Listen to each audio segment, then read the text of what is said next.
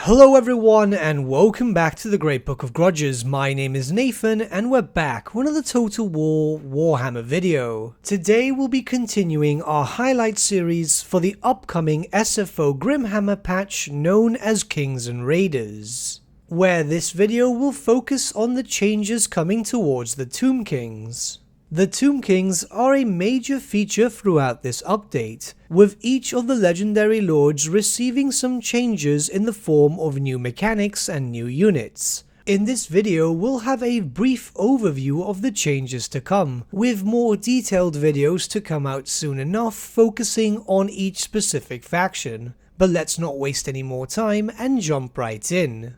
Let's start off with the generic Tomb King Lord, which has seen an update in the form of a few new skills. These have been introduced so you can specialize your Tomb Kings. You can choose these skills to buff up your armies or even your economy. It very much depends on your specific playstyle and what you want the specific Tomb King to be able to do. Minor vanilla heroes such as the Necrotect, Tomb Prince and so on have also received a few new skills, nothing as much as the Tomb King but enough to make it noticeable.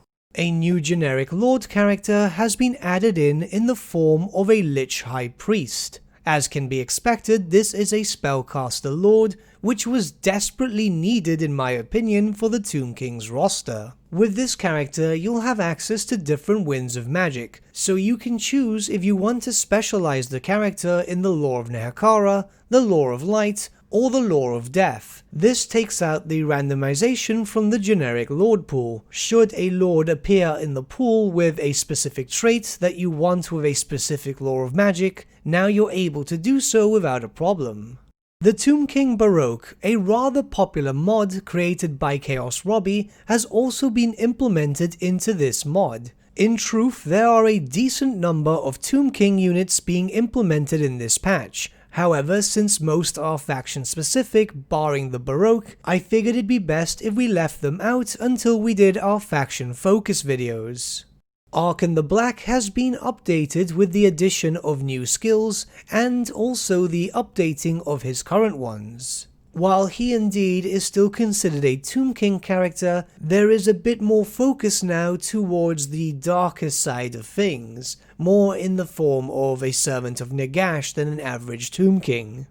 To further add to the feel that you are a servant of Nagash with Arkan's faction, some extra units from the Vampire Count roster has been added to Arkan specifically. But bear in mind that because of this, the Chariots and Carrions have been removed from Arkan's roster. If you're very used to using Chariots as a Tomb King player, this is going to change up your playstyle a little bit. Of course, not much will change once you start getting the big monsters. But having access to a Mortis engine now can be quite beneficial, especially with your early chaff.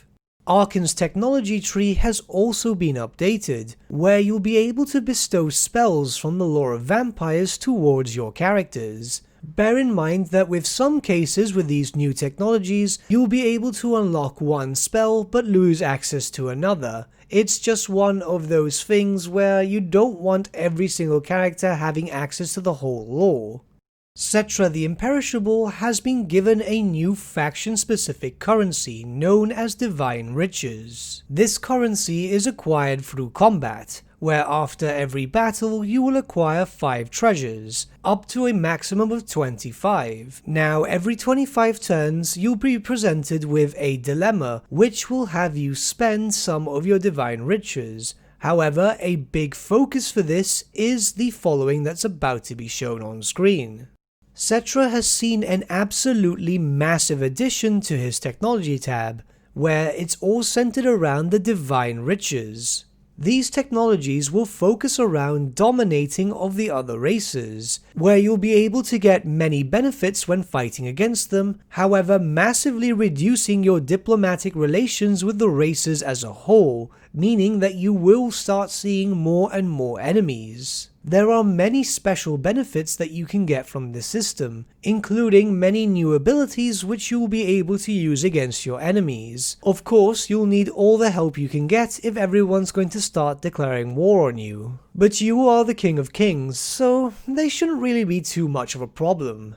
while we're at it, and we will cover this in much more detail in a future video, but the pseudo-legendary Lord characters, those available as Dynasty Lords, have been given a bit of an update, where now each of them will act as their own proper legendary lords in a certain sense. They won't be as powerful as a legendary lord, but they will indeed be more powerful than the generic lord choices.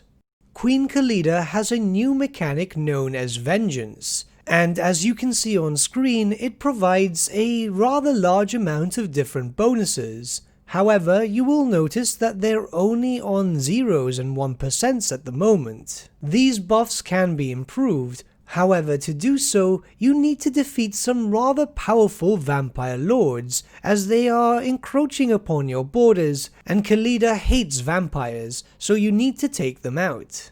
Through the Technology tab, you are able to trigger these vampire invasions. Defeating them will give you access to more Vengeance, and with Vengeance you'll be able to unlock certain new buffs and so on.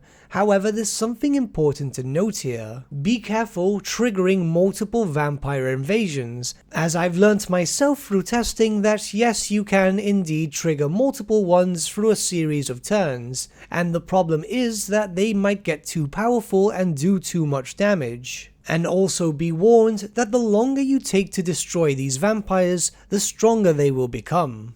At the beginning of your campaign with Grand Hierophant Kartep, you will be presented with a dilemma, which will give you 4 different options. All of these options will vary greatly depending on which one you choose. They'll all provide rather strong bonuses, but also some minor negatives. This dilemma will appear every 40 turns, so you can plan ahead and see more or less what works for your current situation. And yes, there has been an update to the Mortuary Cult, only for Kartep however, which will give him a wide variety of benefits to be able to be used either in the battlefield, regenerate his armies, or even increase their movement range. Kartep will also benefit from a 25% discount on all things on the Mortuary Cult, and will be able to use gold to create new canopic jars. Lastly, of course, the Grand Hierophant has also seen an update to his technology tree. A few technologies here and there which will provide faction-wide benefits, but on the top part, you'll also be able to unlock new units. However, it will cost you a decent amount of canopic jars. And you will also have another prerequisite, such as constructing certain buildings. However, in most cases, those would be buildings that you're generally going to construct anyway, so it's only a matter of time until you're able to unlock them. As I said at the beginning of this video, this is a brief overview on the changes coming to the Tomb Kings. Soon enough there will be some more videos going into much more detail regarding each legendary lord, but I am aware that people want the lowdown as fast as possible, so hopefully this works out for you guys. Venris has stated that he hopes to release the full SFO update by this coming Saturday, which is the 16th of this month. However, I advise that you should join the official SFO Discord, which is linked in the description below, should you have any questions and be able to keep up to date with the release. But with that, my friends, we've come to the end of our video. Thank you so much for watching. If you did enjoy the video, might I suggest giving the video a like, or even subscribing to the channel, as it really does help us out.